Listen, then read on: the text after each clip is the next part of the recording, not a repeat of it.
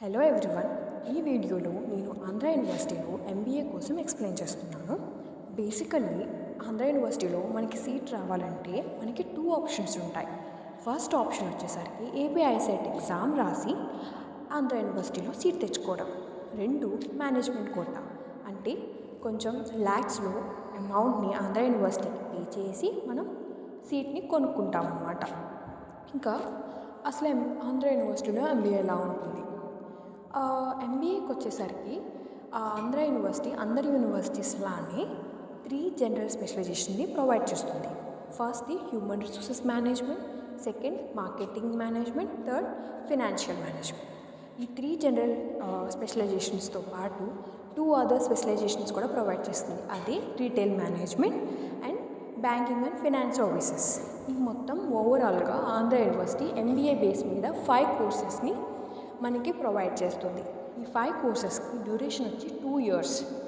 ఆ 2 ఇయర్స్లో మనకి 4 సెమిస్టర్స్ ఉంటాయి. ఆ 4 సెమిస్టర్లో ఫస్ట్ 2 సెమిస్టర్స్ ఈ 5 కోర్సెస్ వాళ్ళకి సేమ్ జనరల్ మేనేజ్మెంట్ మీద 2 సెమిస్టర్స్లో ఎగ్జామ్స్ ఉంటాయి. అలానే మిగతా 2 సెమిస్టర్స్కి మాత్రం ఎవరెవరి స్పెషలైజేషన్ బట్టి, లైక్ హ్యూమన్ రిసోర్సెస్ వాళ్ళకి వాళ్ళ సబ్జెక్ట్స్ మీద సెమిస్టర్ ఎగ్జామ్స్ ఉంటాయి. రీటైల్ మేనేజ్మెంట్ వాళ్ళకి వాళ్ళ సబ్జెక్ట్స్ మీద సెమిస్టర్ ఎగ్జామ్స్ ఉంటాయి. అలా 2 ఇయర్స్ డ్యూరేషన్లో 4 సెమిస్టర్స్ ఉంటాయి. అలానే హ్యూమన్ రిసోర్స్ మేనేజ్మెంట్కి, మార్కెటింగ్ మేనేజ్మెంట్కి, ఫినాన్షియల్ మేనేజ్మెంట్కి, అలానే బ్యాంకింగ్ అండ్ ఫినాన్షియల్ సర్వీసెస్కి ఓవరాల్ 2 ఇయర్స్లో ఒక ప్రాజెక్ట్ ఉంటుంది. బట్ రీటైల్ మేనేజ్మెంట్కి మాత్రం 2 ప్రాజెక్ట్స్ ఉంటాయన్నమాట. కమింగ్ టు కాలేజ్ టైమింగ్స్ వచ్చేసరికి మార్నింగ్ 8 AM కాలేజ్ స్టార్ట్ అవుతుంది.